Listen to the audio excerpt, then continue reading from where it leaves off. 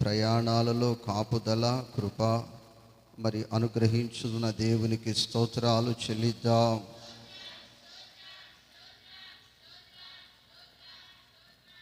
హల్లెలూయా.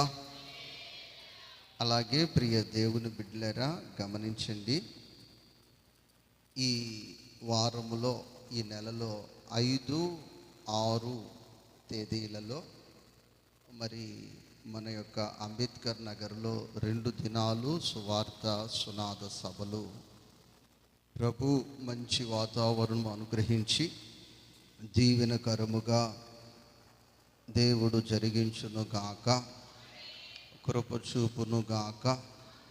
మరి మన బిడ్డలందరూ కూడా కుటుంబాలుగా ఆ 2 దినాలు మరి పాలు పొందటానికి కృపచూపు దేవునికి స్తోత్రాలు చెల్లిద్దాం. స్తోత్రం స్తోత్రం స్తోత్రం స్తోత్రం స్తోత్రం స్తోత్రం స్తోత్రం. హల్లెలూయా. అలాగే 6వ తారీఖు సభ చంద్రలక్కది, 5వ తారీఖు సభ మనందరిది. దేవునికి స్తోత్రం. అంటే అది కృతజ్ఞతా కూటాన్ని 2వ రాత్రిది సభగా మార్చాము. ఆ సభకు ఇంకొకటి జోడించడం జరిగింది. కాబట్టి మీరందరూ ప్రార్థన చేయండి, పాలు పొందండి. దేవునికి స్తోత్రం. ఎందుకనంటే రేపు మనది కాదు. సహోదరి ఇప్పుడు సాక్ష్యం చెప్పింది. నెల్లూరు వెళ్ళి వచ్చేసరికి మధ్యదారిలోనే చాలా మరణాలను చూసామని. అలాగే మరి గడిచిన ఈ వారంలో చూసినట్లయితే బస్సు కాలిపోయింది. నిన్నటి దినాన కూడా తొక్కిస్లాట్లో దాదాపు ఒక 20 మంది ప్రాణాన్ని కోల్పోయిన పరిస్థితి. కాబట్టి మనము బ్రతికి ఉండగానే మనము ప్రభువుని స్తుతించాలి, ప్రభువుని గణపరచాలి. అలాగే వాక్యములో మనము బలపడాలి. దేవునికి స్తోత్రము. హల్లెలూయా హల్లెలూయా. కాబట్టి ప్రియ దేవుని బిడ్డలారా, మరి మీరందరూ ప్రార్థన చేయండి, మరి పాలు పొందండి. మరి కొద్ది నిమిషాలు దేవుని వాక్యాన్ని ధ్యానం చేసుకుందాం.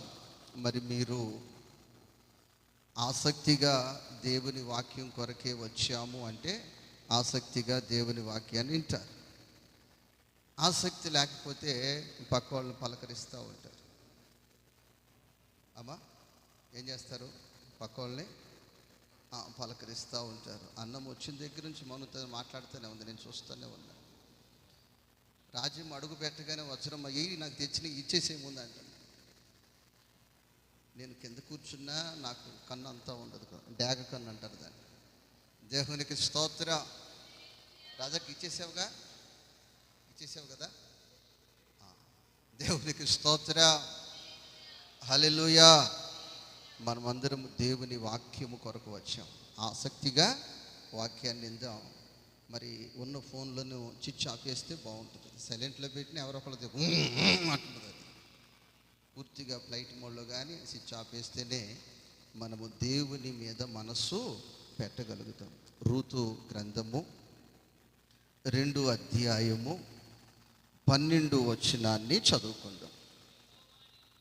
ఫోన్ ఆపిన తర్వాత వాక్యం తీసి చదవండి. ఫోన్ పూర్తిగా ఆపేసిన తర్వాత. యెహోవా నీవు చేసిన దానికి ప్రతిఫలమిచ్చును.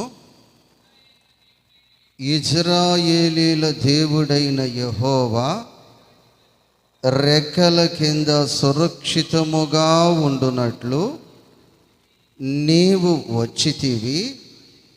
ఆయన నీకు సంపూర్ణమైన బహుమానమిచ్చునని ఆమెకు ఉత్తరమిచ్చెను. దేవునికి స్తోత్రము. హల్లెలూయా. నా ప్రియ దేవుని బిడ్డలారా, చదవబడిన వాక్యాన్ని మనము గమనించి చూస్తే ఈ వాక్యములో చాలా స్పష్టముగా మరి రాయబడి ఉన్న మాట, నీవు చేసిన దానికి నీవు చేసిన దానికి నీకు ప్రతిఫలము ఇచ్చును. నా ప్రియ దేవుని బిడ్డలారా, ఈరోజు ప్రతిఫలము ప్రతిఫలము ప్రతిఫలము ప్రతిఫలము ప్రతిఫలము అని ఆశిస్తూ కోరుకున్న నీ జీవితంలో నా ప్రభువు అంటున్నాడు, అమ్మా, సహోదరి, సహోదరుడా, నీకు ప్రతిఫలము ఇస్తాను, నీకు ప్రతిఫలము ఇస్తాను. అయితే నువ్వు చేసిన దానికి నీకు ప్రతిఫలము ఇస్తాను. దేవునికి స్తోత్రము, హల్లెలూయా. కాబట్టి నా ప్రియ దేవుని బిడ్డలారా, యేసు రక్తము చేత కడగబడిన మనము, ముంచట బాప్తీసము పొందిన మనము అయితే ఏమి చేస్తూ ఉన్నాము? ఏమి చేస్తూ ఉన్నాము? నువ్వు ఏమి చేస్తున్నావో ఆయన చూస్తూ ఉన్నాడు. దేవునికి స్తోత్రము, హల్లెలూయా.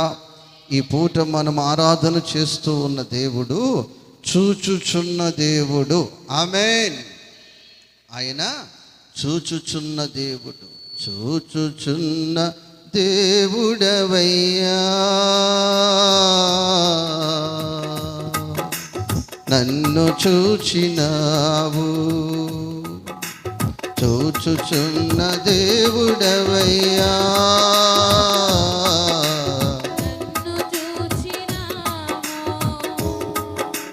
నా ప్రియ దేవుని బిడ్డలారా, ఆయన చూచుచున్న దేవుడు. నువ్వు ఏ ఉద్దేశముతో ఈ స్థలానికి వచ్చావో నా ప్రభువు చూశాడు. ఏ ఆలోచనతో ఈ ప్రాంగణములో అడుగు పెట్టావో నా ప్రభువు చూశాడు. నీ హృదయములో వ్యాధన, నీ గుండెల్లో భారము ఎంత ఉందో, ఏ విధమైన బాధల చేత నీ బ్రతుకులో నీవు నలిగిపోతున్నావో నా ప్రభువు చూశాడు. దేవునికి స్తోత్రము, హల్లెలూయా. ఆయన చూస్తూ ఉన్న దేవుడు. ఆ చూస్తూ ఉన్న దేవుడు ఈ రూతుతో అంటున్న మాట, చేస్తున్న వాగ్దానం ఏమిటంటే, నా ప్రియ దేవుని బిడ్డలారా, ఆయన నీకు సంపూర్ణమైన బహుమానమిచ్చును. గట్టిగా చెప్తామా? ఆయన నీకు సంపూర్ణమైన బహుమానము ఇచ్చును. చాలామంది బంధువులు నీకు బహుమానాలు తెస్తూ ఉంటారు, తెలిసిన వారు కూడా నీకు బహుమానాలు ఇస్తూ ఉంటారు. ఆ బహుమానాలు తాత్కాలికమైనవి మాత్రమే. కానీ నా ప్రభువు ఈ పూట, ఈ నెల ప్రారంభములో నీకు ఇస్తున్న యొక్క బహుమానము సంపూర్ణమైన బహుమానము. మీ పక్కవర్త చెప్పండి, ఆయన నీకు సంపూర్ణమైన బహుమానము ఇచ్చును. మరొకసారి చెప్పండి పక్కవారితో, ఆయన నీకు, చెప్పండి, ఆయన నీకు సంపూర్ణమైన బహుమానము ఇచ్చును. ఇటువైపు ఉన్న వారితో చెప్పండి, ఆయన నీకు సంపూర్ణమైన బహుమానము ఇచ్చును. ఆయన ఇవ్వగలడు అని నమ్మిన వారు రెండు చేతులు ఎత్తి గట్టిగా దేవుని స్తోత్రాలు చెప్పండి.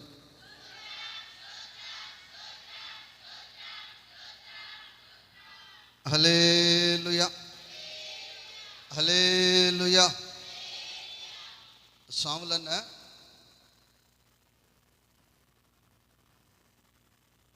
ఏ చేపలు పండి రాత్రి? మై చేపల, బొచ్చు చేపల? దేవునికి స్తోత్రము, హల్లెలూయా. గోయిందాక చెప్పొద్దని చెప్తుంది, మళ్ళీ పాస్టర్ని అడుగుతాడు, చెప్పొద్దని. దేవునికి స్తోత్రం.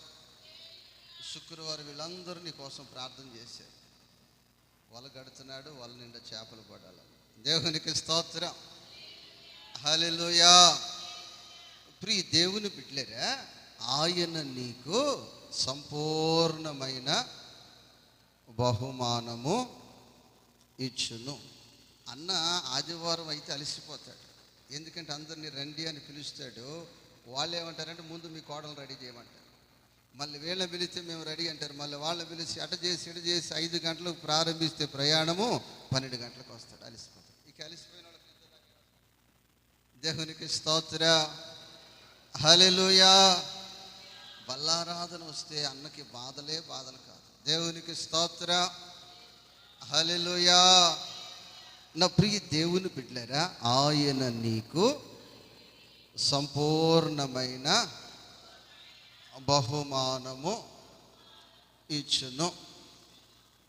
పావని సువార్తం తల అమ్మేసి వచ్చింది, ఐసులో వేసి వచ్చింది. చేపలు అడుగు అడిగమ్మా, నీ వెనకాల ఉన్న ఆవిడే సువార్తం బంగారు నువ్వన్నాడుగమ్మా, ఐసులో వేసి వచ్చింది, అమ్మ వచ్చిందా?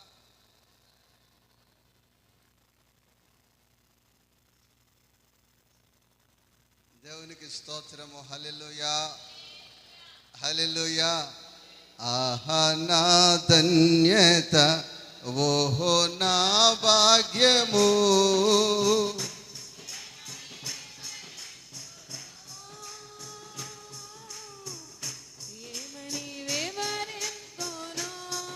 హల్లెలూయా. ఏమని వర్ణించినా అది సాధ్యం కాదు. దేవునికి స్తోత్రం. వాళ్ళిద్దరూ ఎదురుగా ఉన్నారు కానీ కనిపిస్తున్నారు, కానీ మీలో ఎంతమంది ఉన్నారు అలాంటి దొంగలు? దేవునికి స్తోత్రం. నాకు ఒక పాస్టర్ గారు చెప్పారు, స్త్రీలు నిద్రపోతే అసలు ఇబ్బంది ఉండదంట, పురుషులు నిద్రపోతే ప్రమాదం అంట. ఎందుకంటే పురుషులకు ముసుకుండదు కదా, ఇక కనిపిస్తారు. స్త్రీలు అయితే పూర్తిగా ముసుగేసి ఊగుతూ ఉంటారంట. ఇక చూసును పాస్టర్ గారు వాక్యం చెప్తారు, ఇది ఆత్మలే అనుకుంటారు. ఆమెకి భక్తి ఎక్కువ ఉంది, అందుకే ముసుగు పూర్తిగా వేసేసింది అనుకుంటారు. పురుషులు జాగ్రత్తగా ఉండాలి, మనం వీళ్ళు వేసినా కనిపించదు. దేవునికి స్తోత్రం. ఆయన నీకు సంపూర్ణమైన బహుమానము ఇచ్చును. దేవునికి స్తోత్రం. నా ప్రియ దేవుని బిడ్డలారా, రూతుకి నా దేవుడు వాగ్దానం చేశాడు, రూతుకి సంపూర్ణమైన బహుమానం ఇచ్చాడు. అదే వాక్యమును ఈ పూట క్రొత్త నిబంధన పరిశుద్ధులమైన మనకు ఇచ్చాడు. రూతు జీవితములో నెరవేర్చిన దేవుడు నా జీవితములో, నీ జీవితములో, మన జీవితములో నెరవేర్చగలిగిన శక్తి కలిగిన వాడు. దేవునికి స్తోత్రం.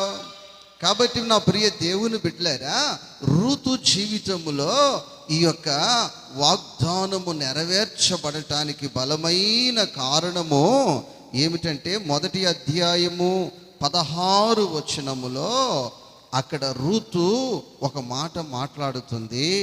అతమా నీ జనమే నా జనము. చెప్పండి, నీ జనమే నా జనము, నీ జనమే నా జనము, నీ దేవుడే, నీవు ఆరాధన చేస్తున్న సర్వ సృష్టికర్త నా దేవుడు, సర్వ సృష్టికర్త నా దేవుడు, నేను నిన్ను వెంబడిస్తాను. దేవునికి స్తోత్రము, హల్లెలూయా. ఇదిగో ఇంతవరకు దురాచారాలలో నేను బ్రతికాను, ఇంతవరకు చెడు ఆచారాల్లో నేను బ్రతికాను, ఇంతవరకు భయానకరమైన పరిస్థితులలో నా స్థితి కొనసాగింది. అవమానాల మధ్యలో, నష్టముల మధ్యలో, దోషకుల మధ్యలో నా బ్రతుకు కొనసాగింది. ఇక మీదట ఈ నీచమైన బ్రతుకు ఇక నేను బ్రతుకు తలుచుకోలేదు. నీ జనమే నా జనము, నీ దేవుడే నా దేవుడు అంటూ నా ప్రియ దేవుని బిడ్డలారా సహవాసములోనికి చేర్చబడింది. అంతకుముందు ఆ రూతు బ్రతికిన వాతావరణము ఎలాంటిది అంటే, చాలా అవమానపరిచేవారు రూతుని, చాలా గేలు చేసేవాళ్ళు రూతుని. ఇదిగో యవన కాలములో భర్తను పోగొట్టుకుంది. ఈ మనిషి దరిద్రమైన మనిషి, ఈ మనిషి ఇదిగో అడుగు ఏ స్థలములో పెడితే ఆ స్థలము చెడిపోతుంది. ఈ బిడ్డ ఏ కొంపలో చేపెట్టినా ఆ యొక్క ఇల్లు సర్వనాశనం అయిపోతుంది. ఈమె వాస్తు బాగోలేదు, ఈమె జాతకం బాగోలేదు, ఉదయాన్నే లేచి ఈమె ముఖం చూసినా దరిద్రం మన తలకెక్కేస్తుంది అని ఈమెను వారు మానసికంగా హింసించారు. ఆ దూషకుల మధ్యలో, ఆ హింసకుల మధ్యలో, ఆ లోక ఆచారాలలో ఇక నేనుండను, నీ దేవుడే నా దేవుడు, నీ జనమే నా జనము అంటూ, నా ప్రియ దేవుని బిడ్డలారా, ఈ యొక్క నయోమిని వెంబడిస్తూ యోదయ బెత్లెహేములోనికి వచ్చేసి, ఈ యోదయ బెత్లెహేములోనికి వచ్చేసిన తర్వాత, ఈ యోదయ బెత్లెహేములో ఈమె సాక్ష్యము ఏ విధముగా ఉంది వచ్చిన ఈ యొక్క ఋతు సాక్ష్యము ఎలా ఉంది అని చూసినట్లయితే, మరలా ఆమె జీవితంలో ఆ మోయాబీ అనుభవాలను ఆమె గుర్తు చేసుకోలేదు, ఆ మోయాబీ జ్ఞాపకాలు ఉంచుకోలేదు. పూర్తిగా నీ జనమే నా జనము, నీ దేవుడే నా దేవుడు, నీ ఉండు స్థలములో నేను కూడా ఉంటాను అని చెప్పింది. ఈరోజు ప్రియ దేవుని బిడ్డలారా, చాలామంది లోకములో నుంచి సంఘములోనికి వస్తున్నారు, కానీ ఆ లోక సంబంధమైన ఆచారాలు, ఆ లోక సంబంధమైన గర్వపు శాస్త్రాలు వదిలిపెట్టనందున నా దేవుడు వాళ్ళ బ్రతుకులో ఆ బహుమానాన్ని అనుగ్రహించలేకపోతున్నాడు, ఆ సంపూర్ణమైన బహుమానాన్ని ఇవ్వలేకపోతా ఉన్నాడు. ఈ రూతు చరిత్ర నేను చదువుతూ ఉండగా, ఈ రూతులో ఏ కోణములో చూసినా విధేయతే కనిపిస్తుంది. ఏం కనిపిస్తుందమ్మా? విధేయతే కనిపిస్తుంది. ఆ యొక్క నయోమి ఇక్కడికి వచ్చేసరికి, ఇక నయోమికి ఏమి తినటానికి తిండి లేదు, ఏమి ఆస్తులు లేవు, ఏ విధమైనవి లేవు. ఏ విధమైనవి లేకపోయినా, అమ్మా ఇదిగో నేను పొలములోనికి వెళ్ళి పని చేయటానికి కూడా, ఈ పనిలో నాకు నైపుణ్యత లేనందున నన్ను కూలికి కూడా ఎవరు పెట్టుకోరు. కాబట్టి ఆ పనుల మధ్యలో దొరికి పరిగి ఏరుకొచ్చి నీ ఆకలి తీరుస్తాను, నా ఆకలి తీర్చుకొని నేను జీవిస్తాను. దేవునికి స్తోత్రము. హల్లెలూయా, హల్లెలూయా. నా ప్రియ దేవుని బిడ్డలారా, ఇక్కడ మనము గమనించాలి, యేసుక్రీస్తు ప్రభువు దగ్గరకు ప్రజలు ఎందుకు వస్తున్నారంటే దేవుడు ఆశీర్వదిస్తాడని. చెప్పలమ్మా, దేవుడు ఆశీర్వదిస్తాడని, దేవుడు దీవెన అనుగ్రహిస్తాడని, దేవుడు ఆర్థిక పరిస్థితులను మెరుగుపరుస్తాడని దేవుని దగ్గరకు వస్తాం. ఎక్కడికి వస్తాం? దేవుని దగ్గరకు వస్తాం.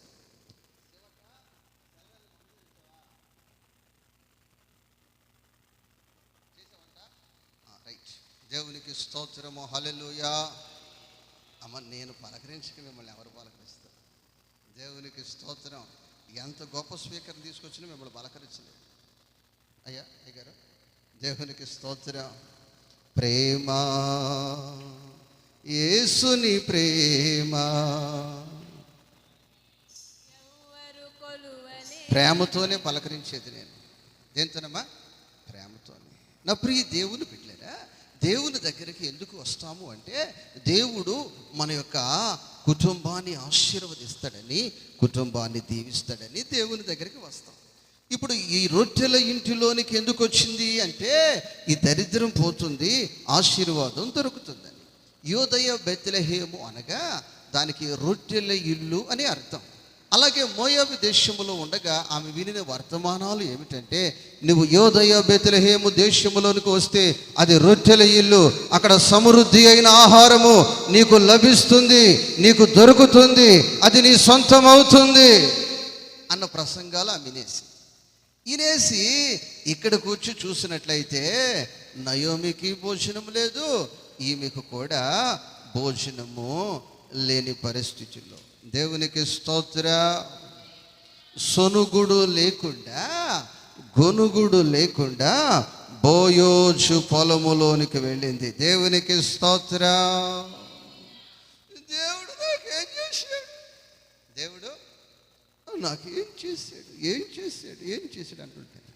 కానీ ఈ యొక్క రూతు జీవితాన్ని చూసినట్లయితే ఆ యొక్క పనిలో నైపుణ్యత లేనందున ఎవరు పనికి పిలవని పరిస్థితుల్లో కూడా ఆ పొలములో ఉన్న పనుల మధ్యలో దొరికే పరిగి ఏరుకుని వచ్చి నా యొక్క అత్తగారి ఆకలి తీర్చి, నా ఆకలి తీర్చుకొని నేను ఇక్కడ బ్రతికితే చాలు అన్న ఆలోచనతో వెళ్ళింది.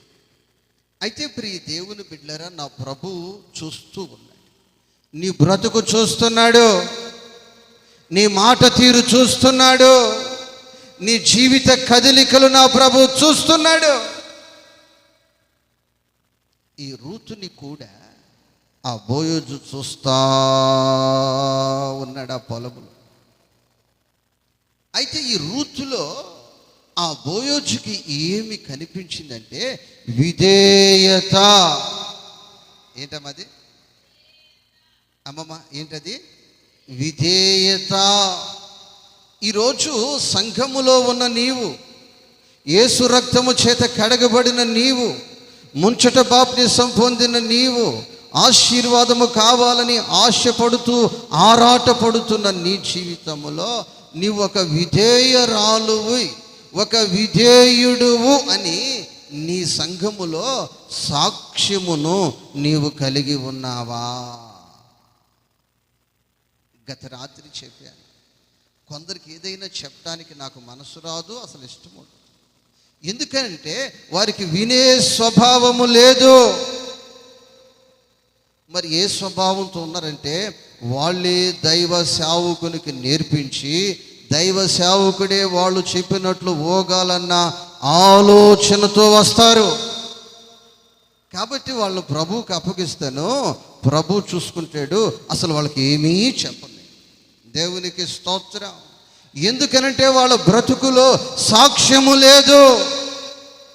కానీ రూతు జీవితంలో కలిగి ఉన్న సాక్ష్యం ఏంటంటే రూతు విధేయత కలిగినది. ఏం కలిగినదమ్మా? ఏం కలిగింది? చూస్తూ ఉన్నాడు, ఆమెను బాగా గమనిస్తూ ఉన్నాడు, చూస్తూ ఉన్నాడు. ఆకాశమందున్న ప్రభు చూస్తూ ఉన్నాడు.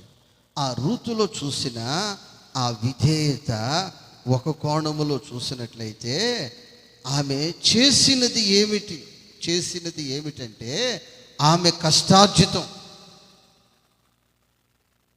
అత్తగారేమి పెట్టుబడి పెట్టలేదు, అత్తగారేమి పొలము సంపాదించి ఆ యొక్క రూతుకి సేద్యం చేయమని అప్పగించలేదు. ఆ రూతు కష్టార్జితము తీసుకుని వచ్చి అవి నూర్చి దంచి ఆమె ఆకలి ఆపుకొని ముందు నయోమికి ఇచ్చి నయోమి ఆకలిని తీర్చింది. దేవునికి స్తోత్ర.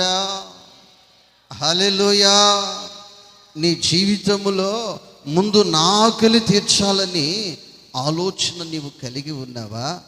లేక ఇదిగో నన్ను నడిపిస్తున్నవారు, నన్ను ఈ స్థలానికి నడిపించిన వారు, నన్ను ఆత్మీయతలో నడిపించిన వారు ఆకలి నేను ముందుగా తీర్చాలి అన్న ఆలోచన భావాలు నీ హృదయంలో నీవు కలిగి ఉన్నావో ఒక్కసారి నీవు ఆలోచన చేయవలసిన అవసరము ఎంతైనా ఉన్నది. నీవు చేసిన దానికి దేవునికి స్తోత్ర. ఈరోజు నీ జీవితంలో దేవుని కొరకు ఏమి చేయగలుగుతుంది? ఆ తరువాత చూసినట్లయితే యెహోవా రెక్కల క్రింద, ఆ మాట ఒకసారి మీరు చదవండి. 2 అధ్యాయం 12 వాక్యములో యెహోవా రెక్కల క్రింద. దేవునికి స్తోత్రం. రెక్కల మీద ఎక్కాలని కాదు, రెక్కల మీద ఎక్కి పెత్తనము చేయాలని కాదు, నా మాటే చల్లాలని కాదు, ఇదిగో నా ఆలోచనే ఇక్కడ నెరవేర్చాలని కాదు, ఆ రెక్కల క్రింద నాకు కాపుదల ఉంది. ఆ రెక్కల కింద నాకు సురక్షితమే ఉంది. ఆ రెక్కల కింద నాకు క్షేమం ఉంది. సుడిగాలులు వచ్చిన, పెనుగాలులు వచ్చిన, భీకర తుఫానులు వచ్చిన, తొక్కిసలాటలే జరిగిన, జలములలో బడినే వెళ్ళిన. ఏంటవి పేసి అమ్మా ఏంటి మీ పేసి? బంగారం ఉంగరమైనది, ఉంగరాలు మార్చుకున్నారా? చూస్తా అడిగావా? పేసి ఏం లేదు కదా. దేవునికి స్తోత్రము. హల్లెలూయా, హల్లెలూయా, హల్లెలూయా. పాస్టర్కి కొత్తగా పెళ్ళయింది. అప్పుడు బంగారం తీలా. చర్చిలో ఒక స్నేహితురాలు కలిసింది. ఈమె బుట్లు ఆమెకి ఇచ్చి ఆ బుట్లు దగ్గర తీసుకుంది. అబద్ధమైతే అడగదు. అట్టగీళ్ళు మార్చుకుంటున్నారు. ఇక వాళ్ళ అత్తగారు బరువు చూస్తుంది. ఏం చూస్తుంది? మా కోళ్ళయ్యే బరువు కదా. వీళ్ళ అత్తగారు తక్కువ, మా కోళ్ళే లావు ఎక్కువ కదా. మామూలు పేసీలు కాదు. మీరు చర్చికొచ్చిన వాళ్ళు చర్చికొచ్చినట్టే వెళ్ళాలి. ఉంగరాలు మార్చుకుంటాం, కమ్మలు మార్చుకోవడం చేయకూడదు తప్ప. దేవునికి అనుభవంతో చెప్తున్నాను. ఏం చెప్తున్నాను? ఏదో ఇక్కడ జరిగింది, ఉంగర మార్పులు లేదు, జరిగింది. దేవుని స్తోత్రం. ఈ మధ్యకాలం కళ్ళజోడు కూడా అందుకే పెట్టుకున్నాను. దేవునికి స్తోత్రం. అలాంటి ఇబ్బందులు రాకుండా. హల్లెలూయా, హల్లెలూయా. ఇంతకీ ఎవరు తీసుకున్నారు ఆ రోజు? తీసుకుంటున్నారు. దేవునికి స్తోత్రము. హల్లెలూయా, హల్లెలూయా. మీరు అలా చేయొద్దండి. ఎందుకంటే అప్పుడు దానికి పెద్ద విలువ లేదు, కానీ ఇప్పుడు మరి ఇంకరమైన విలువ అయిపోయింది. దేనికి అమ్మా? అందుకని వాక్యానికి విలువ లేక వాళ్ళిద్దరు రింగుల మీద పడ్డారు. దేవునికి స్తోత్రం. హల్లెలూయా. ఈ దేవుని బిడ్డలారా, మీరు ఎనుకోకుండా నేను చెప్పుకుంటూ పోయిన పరలోక మర్మాలు ఉపయోగం ఏముంది అమ్మా? దేవునికి స్తోత్రం. హల్లెలూయా. ఆ మూలకం లేపుకున్న సరికి ఆమె నిద్రపోయింది. ఆమె తర్వాత సాతాను గడికి తెలుసు ఎవరిని ఎలా వాడుకోవాలో. దేవునికి స్తోత్రం. జలములలో పడినే వెళ్ళిన అవి నా మీద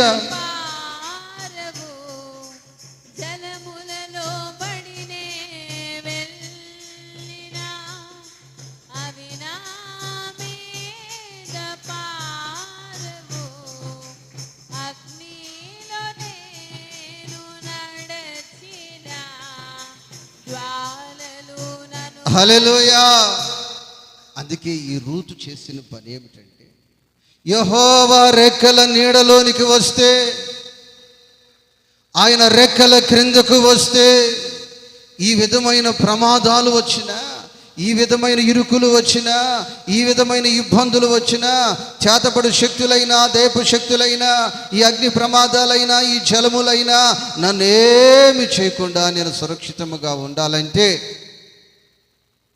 నేను ఆయన రెక్కల కిందకి వచ్చేయాలని యేసయ్య రెక్కల క్రిందకి వచ్చేసింది. దేవునికి స్తోత్రము. హల్లెలూయా, హల్లెలూయా.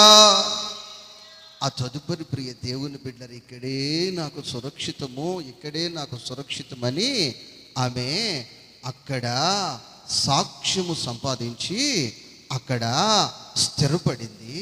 స్థిరపడిన తరువాత ఆకాశములో ఉన్న దేవుడు చూస్తూ ఉన్నాడు. ఎవరు విధేయత కలిగి ఉన్నారు, ఎవరు విధేయత కలిగి ఉన్నారు, ఎవరు నా రెక్కల క్రింద ఉండాలని ఆశపడుతున్నారు. ఇదిగో ఎవరు ఏమి చేశారు, ఎవరు ఏమి చేశారు, ఎవరు ఏమి చేశారు అని చూసినట్లు రూతు చేసిన పనికి, అదే పొలానికి యజమానురాలుగా మార్చబడింది. యేసుక్రీస్తు వంశావళిలోనికి చేర్చబడింది. కొడు చప్పట్లో హల్లెలూయా, హల్లెలూయా, హల్లెలూయా. కాబట్టి నా ప్రియ సహోదరి, నా ప్రియ సహోదరుడా, మరి నీ జీవితంలో నువ్వు చేసినది ఏమిటి? నువ్వు ఏమి చేస్తూ ఉన్నావు? నీ జీవితంలో నువ్వు చేసిన దానిని బట్టి నా ప్రభు అంటున్నాడు, నీకు నేను ప్రతిఫలము ఇస్తాను. నీకు నేను ప్రతిఫలము ఇస్తాను. ఆదికాండము 15 అధ్యాయము 1 వచనాన్ని చదువుకుందాం. ఆదికాండము 1 అధ్యాయము.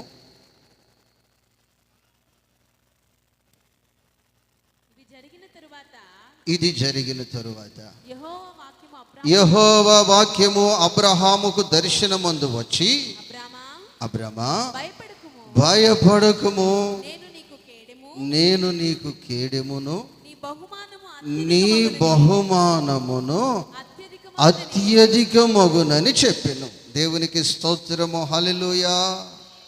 ఆ 12వ అధ్యాయాన్ని మనము చూసినప్పుడు అబ్రహాము చక్కగా వ్యాపారము చేస్తూ ఉన్నాడు. బంధువుల మధ్యలో, బలవంతుల మధ్యలో, స్నేహితుల మధ్యలో ఆ వ్యక్తి జీవితాన్ని కొనసాగిస్తూ ఉన్నాడు. అయితే అబ్రహామా, ఇదిగో నేను పిలిచాను, నా పిలుపు ప్రకారము నేను చూపించు స్థలానికి నీవు బయలుదేరాలని చెప్పిన వెంటనే అబ్రహాము ఆలస్యము చేయక, అబ్రహాము వాయిదాలు పెట్టుకోకుండా, అబ్రహాము అబద్ధాలు చెప్పుకోకుండా, అబ్రహాము సాకులు చెప్పుకోకుండా, అబ్రహాము సమస్యలను చూపించుకోకుండా, నా ప్రభువు నన్ను పిలిచాడు, నా ప్రభువు పిలిచాడు కనుక నా ప్రభువుని నేను వెంబడిస్తాను అని ప్రభువుని వెంబడిస్తూ ఉన్నాడు. దేవునికి స్తోత్రం. అమ్మ, ఎవరిని వెంబడిస్తున్నాడు? ప్రభువుని వెంబడిస్తూ వెంబడిస్తూ వెంబడిస్తూ కొనసాగుతూ ఉంటే ఇతని వారందరూ ఇతనికి దూరం అయిపోయారు. ఇతను ఒంటరి వాడైపోయాడు. ఇప్పుడు ఎవరు చూసినా అబ్రహామా నువ్వు అక్కడవే, అబ్రహామా నువ్వు అక్కడవే, అబ్రహామా నువ్వు అక్కడవే, అబ్రహామా నువ్వు అక్కడవే.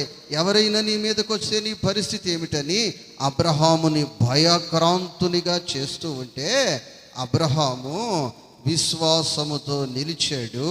అయ్యా, నీవు నన్ను పిలిచావు, నేను వచ్చాను, నీవు నాకున్నావు అన్న నిరీక్షణతో సాగుతూ ఉంటే ఒక రోజున, ఈరోజు ఈ వాగ్దానము ప్రభు మీకు ఏ విధముగా మాట్లాడుతున్నాడో అలాగే ఆ రోజు అబ్రహాముతో వాక్యమయున్న దేవుడు అబ్రహాముతో మాట్లాడి చెప్తున్నాడు, అబ్రహామా, నీ బహుమానము అత్యధికమవుతుంది.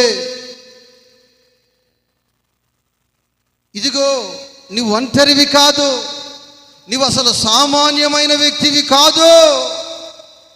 లేదు ప్రభువా, నేనున్నాను, ఇక నా భార్య ఉంది, ఇక మాకు వెనక ముందు ఎవరు లేరయ్యా, మేము ఒంటరి వారమయ్యా, అయ్యా మా చుట్టూ శత్రువులు విస్తరించి ఉన్నారయ్యా అంటుంటే నా ప్రభు అంటున్నాడు, నీ బహుమానమును నేను అత్యధికము చేస్తున్నాను అని చెప్పాడు. ఆ చుట్టుపక్కల ప్రాంతాల్లో ఉన్న రాజులందరూ ఒకటైపోయారు, అబ్రహాము మాత్రమే ఒకటయ్యాడు. నా ప్రియ దేవుని బిడ్డ, నా ప్రియ సహోదరి, నా ప్రియ సహోదరుడా, బైబిల్లో గ్రంథస్థం చేయబడి ఉన్న మాట ఏమిటంటే, అబ్రహాము తన ఇంట పుట్టిన అలవరిచిన వారిని వెంట పెట్టుకుని వెళ్ళి ఆ రాజులను తరిమెను. దేవునికి స్తోత్ర, హల్లెలూయా. నా ప్రియ దేవుని బిడ్డలారా, నీవు ఒంటరిగా ఉన్నాను అనుకుంటున్నావేమో, నాతో ఎవరు లేరు అని అనుకుంటున్నావేమో, కానీ నా ప్రభువు అంటున్నాడు, ఇదిగో నీ కుటుంబాన్ని నేను అత్యధికము చేస్తాను. ఇదిగో నేను రూతుని ఆశీర్వదించినట్లు నేను నిన్ను ఆశీర్వదిస్తాను. ఈరోజు నీవు పరిగి ఏరుకునే పరిస్థితిలో ఉన్నావేమో, పరిగి ఏరుకొచ్చి నీవు భోజనము చేయవలసిన స్థితిలో ఉన్నావేమో. ఈరోజు ఉదయం లేచావు, నీ చేతిలో చిల్లు గవ్వలేని పరిస్థితులు ఉండొచ్చేవేమో. నీవు పొలములోనికి వెళ్ళి ఆ పరిగి దొరికేంత వరకు ఎండలో వేసవిలో వేరి తెచ్చి నూర్చి కట్టెలు తెచ్చి వంట చేసుకుని ఇదిగో తినే స్థితిలో నీవు ఉన్నావేమో, ఇదిగో నీ బహుమానము నేను అత్యధికము చేయబోతున్నాను. అయితే నీ జీవితంలో అవసరమైనది ఏంటంటే విధేయత. ఏంటదమ్మా? ఏంటది? విధేయత. విధేయత. కాబట్టి ప్రియ దేవుని బిడ్డలారా, ఆ విధేయత కలిగి నీ జీవితాన్ని ముందుకు కొనసాగించే అవకాశం ఉంది. ఇదిగో నా ప్రభువు నన్ను చూసినప్పుడు, ఇదిగో సంఘములో నేనున్న కుటుంబములో నా జీవితము ఒక విధేయత కలిగి నా జీవితములో నేను కొనసాగుతున్నానా? ఇదిగో నా తోటి కోడలైన ఓర్పా వలె నేను వెనకంజ వేసి మరలా లోకములోనికి, మరలా వెనుదిరిగే అనుభవాలు, మరలా పాపములోనికి, మరలా అన్యాచారాల వైపు నా జీవితం వెళుతుందో లేదా నేను ప్రభువుతో యోదయ బెత్లెహేము దేశములోనికి, లోనికి, ఆత్మీయతలోనికి నేను వెళుతున్నానా అన్న ఆలోచనలు నీ జీవితంలో కలిగి నీ జీవితాన్ని కొనసాగించినప్పుడు నా దేవుడు ఒక శ్రేష్టమైన కృప నీకు అనుగ్రహించునుగాక. ఆమేన్. నా ప్రియ దేవుని బిడ్డలారా, సమూయేలు ప్రవర్త గారు ఒక ప్రాంతములో ఆయన పరిచర్య చేస్తూ ఉన్నారు. పరిచర్య చేస్తూ ఉన్నప్పుడు సౌలు అనే ఒక వ్యక్తి, కీషు కుమారుడు, గాడిదలు పోగొట్టుకున్న విషయం మీ అందరికీ తెలుసు. వాటిని ఎంత ఎతికి తిరిగినా అవి ఎక్కడ చిక్కట్లేదు. అసలు అవి ఉన్నాయి అన్న పోపుడు కూడా అసలు అర్థం కావట్లేదు. ఎన్ని గ్రామాలు తిరిగినా అయ్యా ఇదిగో గత రాత్రి ఇక్కడ చూసాము, లేతే ఈ గత రాత్రి ఇక్కడ ఉన్నాయి అన్న విషయం కూడా ఎవరు చెప్పట్లేదు. ఆశ కోల్పోయిన పరిస్థితులు. ఈ ఆశ కోల్పోయిన పరిస్థితుల్లో ఆ వ్యక్తికి ఒక వార్త తెలిసింది. ఆ ప్రాంతాలలో ఒక దైవజనుడు పరిచర్య చేస్తూ ఉన్నాడు అన్న విషయం ఆ వ్యక్తికి తెలిసి, ఆ వ్యక్తికి తిరిగి ఆసారిపోయి అతనికి కలిగి ఉన్నదంతా ఖర్చు అయిపోయి ఏమీ లేని ఒట్టి చేతులతో ఉన్న పరిస్థితుల్లో ఆ వ్యక్తికి విషయం తెలిసిన తర్వాత ఆ దైవజనుని దగ్గరకు వెళ్ళాలి, ఆ ప్రార్థనా మందిరమునకు వెళ్ళాలి అన్న ఆలోచన ఆ వ్యక్తిలో పుట్టింది. ఆ వ్యక్తిలో పుట్టి అతనితో ఉన్నవారిని అడుగుతున్నాడు. అతనితో ఉన్నవారు ఆ వ్యక్తితో చెప్తున్నారు, మనం వెళదాము అని. అయితే ఆ వ్యక్తి అంటున్న మాట, వెళ్ళాలన్న ఆశ నాకైతే ఉంది, ప్రార్థించాలి, ప్రార్థన చేయించుకోవాలన్న ఆలోచన అయితే నేను కలిగి ఉన్నాను. అయితే నేను వెళుతూ ఆ జీవము కలిగిన దేవుని మందిరములోనికి ఏదైనా ఒక బహుమానము నేను తీసుకువెళ్ళాలన్న ఆలోచన నేను కలిగి ఉన్నాను. దేవునికి స్తోత్రము. హల్లెలూయా, హల్లెలూయా. మన దగ్గర ఏముంది అని ఆ వ్యక్తి పరిశీలన చేసినప్పుడు ఆ పనివారిలో, ఆ కుటుంబములో అతనితో ఉన్నవారితో చెప్తున్నారు, ఇదిగో మనము జీవము కలిగిన దేవుని మందిరమునకు వెళ్ళటానికి ఇదిగో ఒక ఉంగరము ఉంది అని ఒక వ్యక్తి ఆ యొక్క ఇంట్లో నుంచి తీస్తాడు. నా ప్రియ దేవుని బిడ్డలారా, ఆ బహుమానము తీసుకుని ఆ సౌలు ఆ జీవము కలిగిన దేవుని మందిరములో ప్రవేశిస్తాడు. మొదటి సమూయేలు గ్రంథము 9 అధ్యాయము 7 వచనము 8 వచనాల్లో ఆ యొక్క విషయాలు ఉంటాయి. మన సామాగ్రిలో నుంచి భోజన పదార్థములు సరిపోయినవి. నా ప్రియ దేవుని బిడ్డలారా, 8వ వచనములో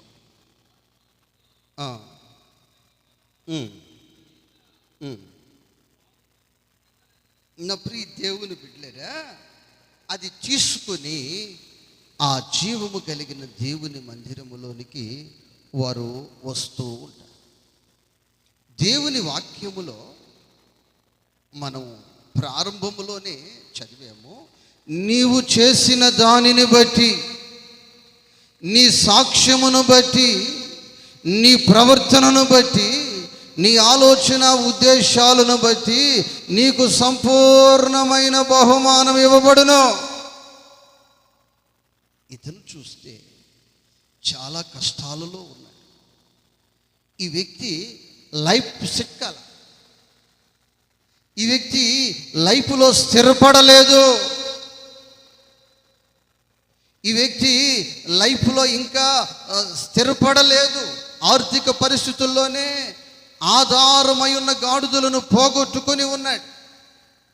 అలాంటి స్థితిలో ఉండి కూడా, అలాంటి పరిస్థితుల్లో ఉండి కూడా ఆ వ్యక్తి ఆ యొక్క బహుమానమును ఇదిగో నా మందిరమునకు తెస్తున్నాడు కనుక నేను ఆ వ్యక్తిని వట్టి చేతులతో పంపకూడదని జీవము కలిగిన దేవుడు ఆ వ్యక్తి మీద, ఆ బహుమానము మీద దృష్టి నిలిపాడు.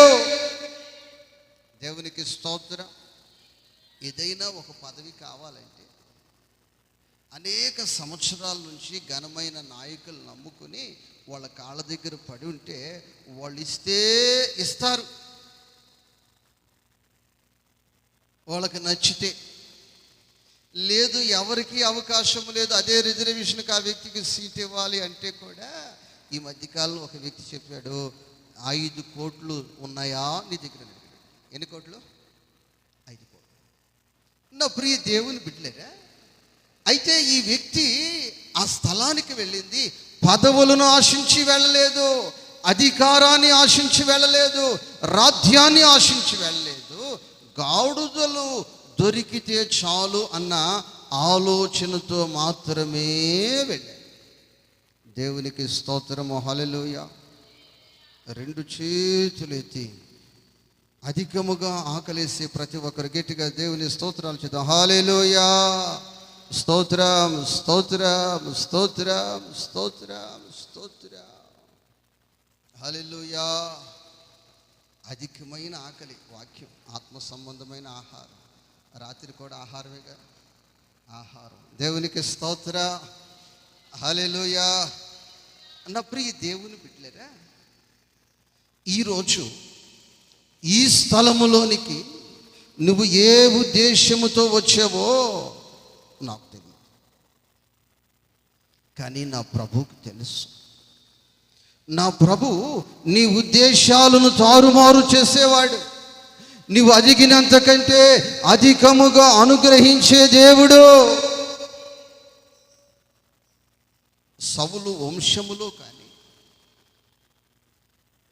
సౌలు యొక్క కుటుంబములో కానీ ఈ రాజ్యము మన చేతికి వస్తుంది, ఈ సింహాసనములో కూర్చుంటానని వాళ్ళు ఎప్పుడు పగటి కల రాత్రి కల కూడా వారు కనలేదు. దేవునికి స్తోత్ర. నా దేవుని మందిరములో విధేయత కలిగి, నా దేవుని మందిరములో ఒక సాక్ష్యము కలిగి, నా దేవుని మందిరములో నువ్వు నిలిచి ఉంటే నీ వంశములో ఎవరైనా కలని కనకూడా ఆ స్థితి కంటే ఒక ఉన్నతమైన స్థితికి నా దేవుడు నీకు అనుగ్రహించునుగాక. హల్లెలూయా. ప్రభువా, నాకు గాడిదలు దొరికితే చాలు ప్రభు అంటూ అడుగు పెట్టారు, కానీ నా దేవుడు వారి సాక్ష్యమును చూసిన దేవుడు, వారి యొక్క ఆలోచన విధానాలను చూసిన దేవుడు. నా ప్రియ దేవుని బిడ్డలారా, వాళ్ళు ఒక చిన్న బహుమానం ఆ మనస్సు కలిగి ఆయన మందిరములోనికి తెస్తే, ఆయన మందిరములో నుంచి వారిని ఏ విధముగా పంపించాడంటే, నీవే ఇజ్రాయేలుకు మొట్టమొదటిగా రాజువు కాబోతున్నావు. ఒకటి చెప్పట్ల హల్లెలూయా, హల్లెలూయా, హల్లెలూయా. నువ్వు తెచ్చే అర్పించు అర్పణ కంటే ఏ మనస్సుతో నువ్వు అర్పిస్తున్నావో నీ మనస్సు నా ప్రభువుకి ముఖ్యం. దేవునికి స్తోత్రం. నీ అర్పణ నా ముఖ్యము కాదు, అర్పించే మనస్సు ముఖ్యం. ఏవేలు కయ్యూను ఇద్దరు కూడా అర్పణలు తెచ్చారు. నా ప్రభు ఈ ఇద్దరి అర్పణలను కూడా చూడలేదు, వాళ్ళ హృదయాలను చూశాడు. దేవునికి స్తోత్రం. సౌలు హృదయమును చూసిన దేవుడు ఇలాంటి పరిస్థితుల్లో కూడా ఈ వ్యక్తి అర్పణ తీసుకురావాలని, బహుమానము తీసుకురావాలని ఒక బాధ్యత, ఒక భారము కలిగి ఉన్న ఈ వ్యక్తిని నేనెంతైనా ఆశీర్వదించడానికి ఈ వ్యక్తి యోగ్యుడే.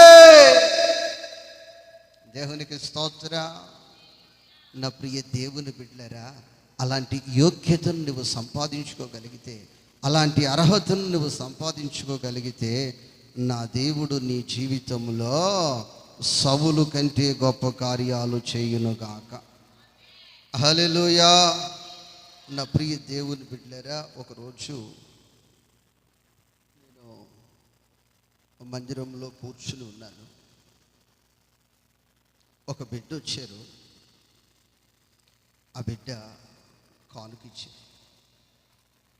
నేను అడిగాను, ఎక్కడిది కానుక? అడిగితే ఆ బిడ్డ చెప్పింది, నా స్కాలర్షిప్లో కానుక. నాకు కళ్ళలో నుంచి నీళ్ళు వచ్చాయి. వెంటనే ఈ యొక్క సౌలు నాకు గుర్తొచ్చి నేను ప్రార్థించాను, ప్రభువా నువ్వు చేసిన దానిని బట్టి ఆశీర్వదిస్తానని చెప్పావు కదా. ఇదిగో ఏదో పంటలు పండితే కాదు, ఏదో కలిసి వస్తే కాదు, ఏదో ప్రమోషన్ వస్తే కాదు, ఏదో గొప్ప ఉద్యోగం వస్తే కాదు, ఈ స్థితిలో ఎన్నో అవసరాలు కలిగి ఉన్నా ఈ కానుక చేత ఈ బిడ్డ నిన్ను కనపరిచింది కాబట్టి, అయ్యా వాక్యం చెప్తుంది, నన్ను ఘనపరిచిన వారిని నేను ఘనపరుస్తానని చెప్పావయ్యా. ఒక్కసారి కృపతో మీరు జ్ఞాపకం చేసుకోండి. దేవునికి స్తోత్రము. హల్లెలూయా. కృపతో మీరు జ్ఞాపకం చేసుకోండి. నా ప్రియ దేవుని బిడ్డలారా, నీ మనస్సు నా ప్రభుకి చాలా ముఖ్యం. ఆయన దరిద్రుడు కాదు, ఆయన పేదవాడు కాదు. ఈ అన్నదమ్ములు ఇద్దరు అర్పణ తెచ్చారు, కానీ ఆ అర్పణ నా ప్రభు చూడట్లేదు, కానీ వారి హృదయాలను నా ప్రభు చూస్తున్నాడు. ఈ సౌలు హృదయాన్ని నా ప్రభు చూసి, అయ్యో ఈ వ్యక్తిని ఎంతైనా ఆశీర్వదించడానికి ఈ వ్యక్తి యోగ్యుడే. ఆ రూతు హృదయాన్ని నా దేవుడు చూసి, ఈ రూతుని ఎంతైనా ఆశీర్వదించడానికి యోగ్యురాలే. ఈరోజు నీ హృదయాన్ని చూసిన నా దేవుడు, నీ సాక్ష్యం వినిన నా దేవుడు నిన్నెంతైనా ఆశీర్వదించడానికి ఈ సహోదరి యోగ్యురాలే, ఈ సహోదరి యోగ్యుడే, ఈ సహోదరుడు అన్న సాక్ష్యాన్ని నువ్వు పొందుకున్నప్పుడు నీ జీవితంలో కొదవలు ఇక ఉండవు. దేవునికి స్తోత్రము. హల్లెలూయా. హల్లెలూయా. సామెతలు 11 అధ్యాయము 18 వాక్యం. సామెతలు 11 అధ్యాయము 18 వాక్యం.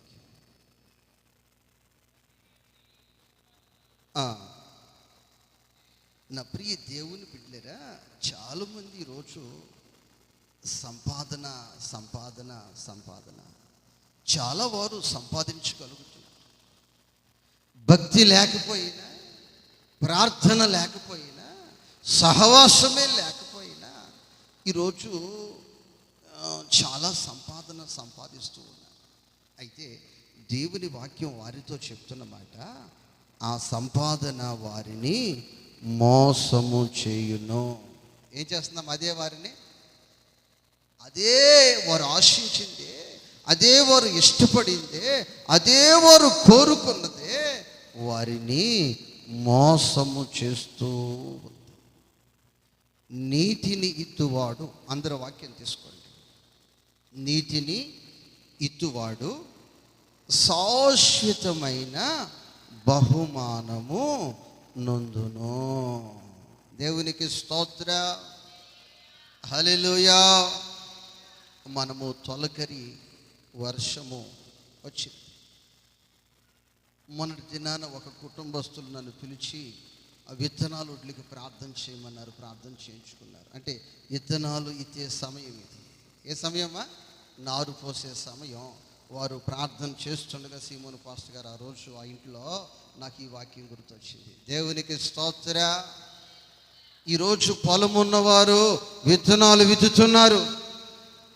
దేవుని బిడ్డలమైన మనము ఏమిత్తాలి? నీతిని ఇత్తువాడు శాశ్వతమైన బహుమానము నొందును.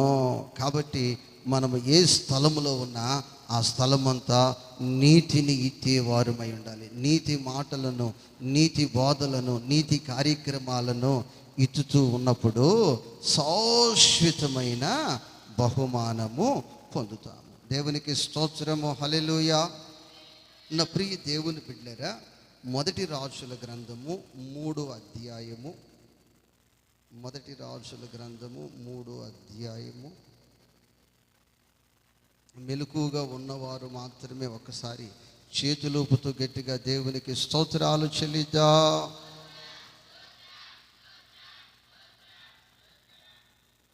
మెలకు లేని వారు మాత్రం ఒకసారి గట్టిగా దేవునికి స్తోత్రాలు చెల్లిద్దా. హల్లెలూయా. ప్రియ దేవుని బిడ్డలారా, డాక్టర్ మెడిసిన్ వాడిన తర్వాత కౌంటు పెరిగిందా లేదని ఉదయం సాయంత్రం కూడా చెక్ చేస్తూ ఉంటాడు. దిగుతుందా పెరుగుతుందని. అయితే అసలు ఎంతమంది తింటున్నారనేది అప్పుడప్పుడు చూస్తూ ఉంటాను. మొదటి రాజుల గ్రంథము 3వ అధ్యాయము 7,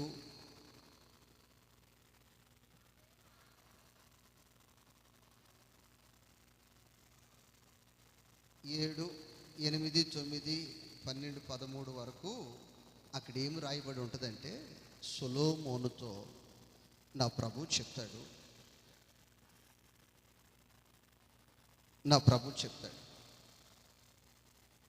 సొలొమోన, అసలు నీకేం కావాలో కోరుకో నేను ఇస్తానన్నా. ఏం కావాలో కోరుకో నేను ఇస్తాను. ఈ మధ్యకాలంలో ఒక వ్యక్తి నాకు పరిచయస్తుడు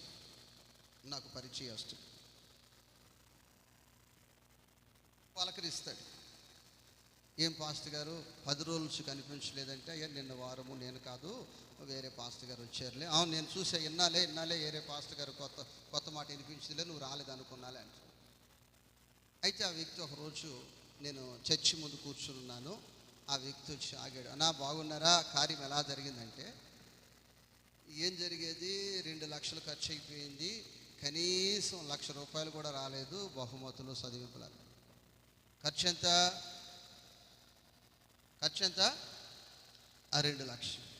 దేవుని స్తోత్రం. కార్యాలు చేయబోవారులారా, చేయాలని ఆలోచన కానీ వారులారా బాగా ఖర్చు పెట్టింది 2 లక్షలు.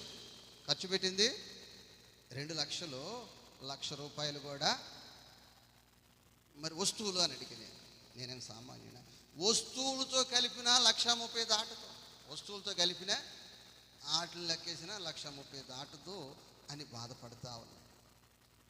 దేవునికి స్తోత్రం. అంటే ఆయన బాధ ఏంటంటే బహుమతులు రాలేదన్న బాధ. ఏం రాలేదన్న బాధ చెప్పాలమ్మా? ఏం రాలేదన్న బాధ? మీలో కూడా చాలా మంది కార్యాలు జరిగిన తర్వాత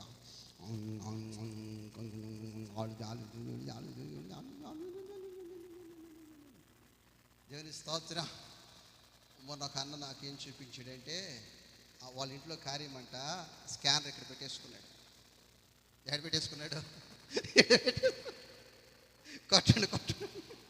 దేవునికి స్తోత్రం. స్కానర్ ఇక్కడ పెట్టేసుకున్నాడు. దానికి పెట్టేసి కొట్టండి. దేవునికి స్తోత్రం, హల్లెలూయా. బహుమతుల కోసం బాధలు. దేనికోసమా? బహుమతుల కోసమే బాధలు. ఎవరికైనా ఆశ ఉంటుంది బహుమతుల కోసం. దేవుని స్తోత్రం. హల్లెలూయా.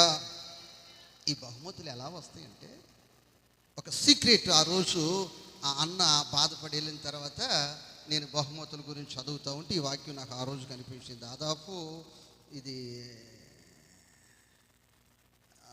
జరిగి దాదాపు 4 సంవత్సరాలు ఏమవుతుంది. అప్పుడు ధ్యానం చేసి పెట్టుకున్నాను, ఈరోజు చెప్తున్నాను. దేవునికి స్తోత్రం. ఇప్పుడు ఆ అమ్మాయికి పెళ్ళి అయిపోయింది, పిల్లడు కూడా పుట్టేశాడు అనుకోండి, కొందరికి అర్థమైపోయి ఉంటుంది. దేవుని స్తోత్రం. హల్లెలూయా. అయితే నా ప్రియ దేవుని బిడ్డలారా, సొలొమోన్ని ప్రభు అడుగుతాడు, సొలొమోనా, నీ బ్రతుకులో నీ జీవితంలో ఏమి కావాలో కోరుకో. సొలొమోను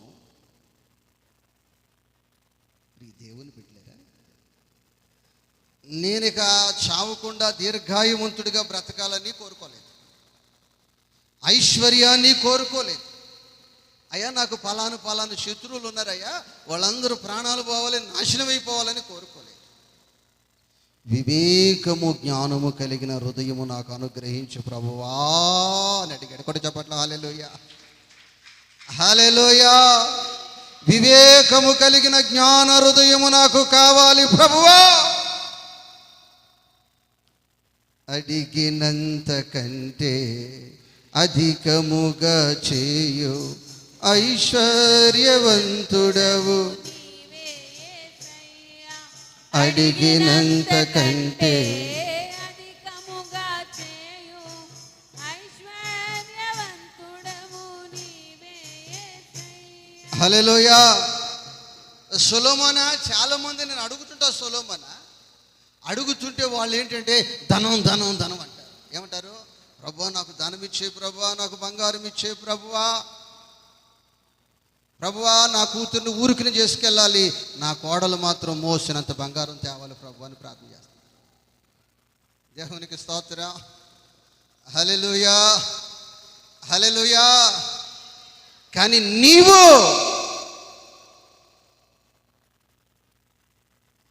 బుద్ధి, జ్ఞానము, వివేకము కలిగిన హృదయాన్ని అడిగావు కదా, అది నీకు ఇస్తూ వాటితో పాటు ఇంకా కావలసినవి కూడా నీకు ఆఫర్లో ఇచ్చేస్తున్నాను, తీసుకొని. దేవునికి స్తోత్రం. హల్లెలూయా. దేవుడు అనుగ్రహించిన జ్ఞానముతో, దేవుడు అనుగ్రహించిన వివేకము కలిగిన హృదయముతో సొలొమోను మాట్లాడుతూ ఉన్నాడు. పనక్షం చేయలేదు. ఏం చేయలేదమ్మా? పనక్షణలు చేయలే.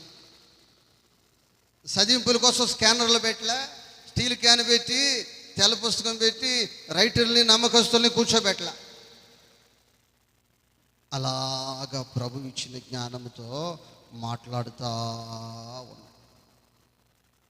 మాట్లాడుతూ ఉంటే ఆ మాటలు తెలిసిన వారు, విన్నవారు అందరూ వచ్చి బహుమతులు ఇస్తా ఉన్నారు. దేవునికి స్తోత్రం. అలా అలా అలా అలా అలా అలా అలా షాబా దేశానికి ఈ జ్ఞానము విస్తరించబడింది. అక్కడ నుంచి షాబా దేశపు రాణి బయలుదేరింది. దేవునికి స్తోత్రం. మీరు చదువుతారు 2 దినవృత్తాంతాల గ్రంథము 9 అధ్యాయము 9 వచనము 12 వచనం వరకు ఆ చరిత్ర అక్కడ రాయబడి ఉంది. ఆమె చాలా తెలివైంది, చాలా జ్ఞానవంతురాలు. వచ్చిన తర్వాత ఆ మాటలు అలా వింది. దేవునికి స్తోత్రం. వినిన తరువాత ఆమె తీసుకొచ్చిన పరివారం అంతా, ఆమె తీసుకొచ్చిన బంగారం అంతా, ఆమె తీసుకొచ్చిన సుగంధ ద్రవ్యాలన్నీ సొలొమోనుకి ఇచ్చేసింది. దేవునికి స్తోత్రము. హల్లెలూయా. ఏమా రాణిమా అంటే ఏమంటుంది? నేను దూరము నుంచి వినిన దానికంటే ఈ స్థలమునకు వచ్చింది, చూసినది ఎక్కువ. కూడా చెప్పట్ల హల్లెలూయా, హల్లెలూయా. సొలొమోను ఇప్పుడు కూడా వెళ్ళి వాళ్ళ కుమార్తె పెళ్ళికి వెళ్ళి చర్చి మానుకొని ప్రభు బల్లారాధన మానుకొని సహవాసం విడిచిపెట్టి వెళ్ళి చదివిపేసినోడు కాదు. అది కూడా మీకు క్లారిటీ రావాలి కదా. ఇప్పుడు మీరు ఎంటారో సొలొమోను ఎంత ఇచ్చాడో పాస్టర్ అందుకనే వాళ్ళు తెచ్చారని. కొందరు ఈ మధ్య బంగారం కూడా వాళ్ళు ఎంత ఇచ్చారు నేను ఎంత ఇచ్చారంటే వాళ్ళు అంటారు సవకులో కొని చెవలమనవా. ఇప్పుడు పిరవైపోయిందే, ఏమైపోయింది ఇప్పుడు రేటు పెరిగిపోయింది. లేదు అలా ఏం చేయలేదు. దేవునికి స్తోత్రం. నా ప్రియ తల్లి, నా ప్రియ సహోదరి, నా ప్రియ సహోదరుడా, నీ జీవితంలో వాళ్ళు పెట్టలేదు, వీళ్ళు పెట్టలేదు, వాళ్ళు రాలేదు, వీళ్ళు తేలేదని బాధపడుతున్నవేమో. నా ప్రభువు నీతో చెప్తున్నాడు, దైవికమైన జ్ఞానము కావాలని సొలొమోను వలె ప్రభువుని అడుగు. ఆ హృదయము కావాలి, వివేకము కలిగిన హృదయము కావాలని ప్రభువు అడుగు. నువ్వు ఆశించిన దానికంటే ఎక్కువ బహుమతులు నిన్ను వెంబడిస్తుంటాయి. ఇక్కడ చప్పట్లో హల్లెలూయా, హల్లెలూయా. కాబట్టి నువ్వు అది కోరుకోకుండా ఇక లోక సంబంధమైనది అది కావాలి, ఇది కావాలి, ప్రభు వాళ్ళు నాశనం అయిపోవాలి, వీళ్ళు నాశనం అయిపోవాలి, నేనొక్కదాన్నే బాగుపడాలి అంటే నా ప్రభువు నిన్ను ఆశీర్వదించలేడు. దేవునికి స్తోత్రం. సొలొమోను నీకేం కావాలి కోరుకో.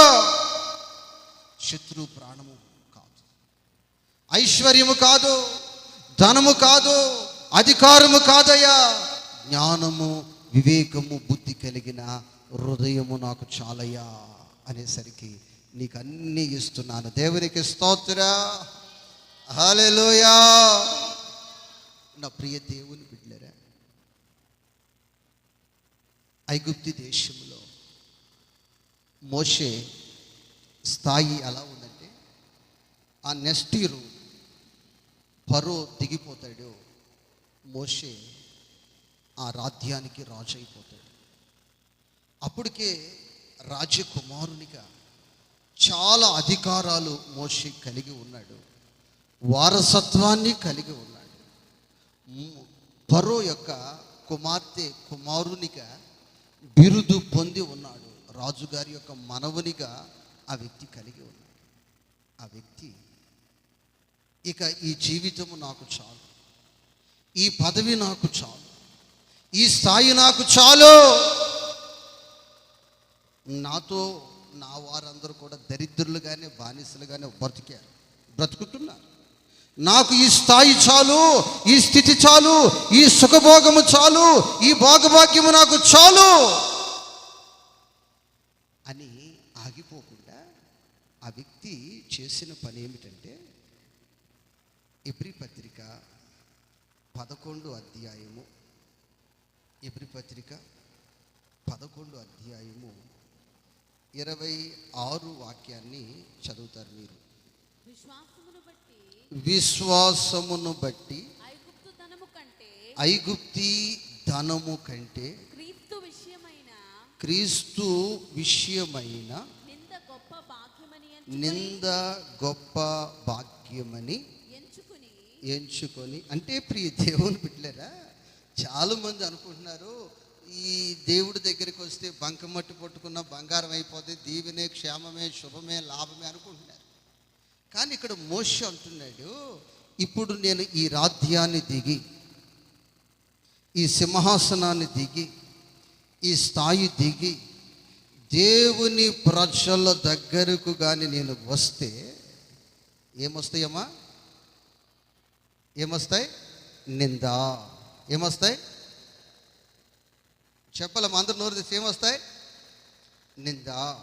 తర్వాత శ్రమ. ఈ శ్రమ, ఈ నింద దేవుని ప్రజలతో అనుభవించుట మేలని యోచించి. దేవునికి స్తోత్రం. దేవుని ప్రజలతో అనుభవించుట మేలని యోచించి. నీ జీవితంలో చాలా నిందలు వస్తాయి, చాలా అవమానాలు వస్తాయి.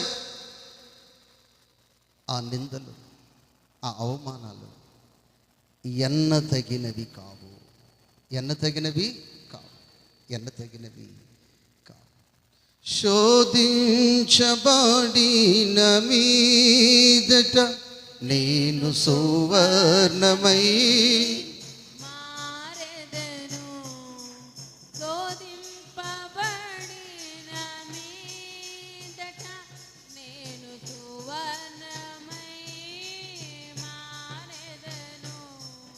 హల్లెలూయా.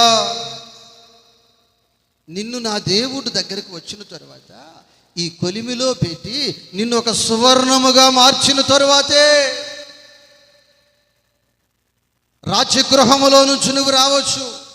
రాజ్య అధికారము కలిగిన స్థితిమంతునిగా నీ జీవితము రావచ్చు. దైవజనులు పరిశుద్ధులు ఆర్ఆర్కే మూర్తి గారు పెద్ద తిరుపతిలో ఒక ఉన్నతమైన స్థాయి కలిగి ఆ వ్యక్తి ఉన్నారు. ఆ వ్యక్తి ఎంతో స్థాయిగా ఎంతో గౌరవముగా కొని ఆడబడుతున్నాడు. ఆ రోజుల్లోనే ఒక ఉన్నతమైన విద్యాభ్యాసం కలిగిన వ్యక్తి.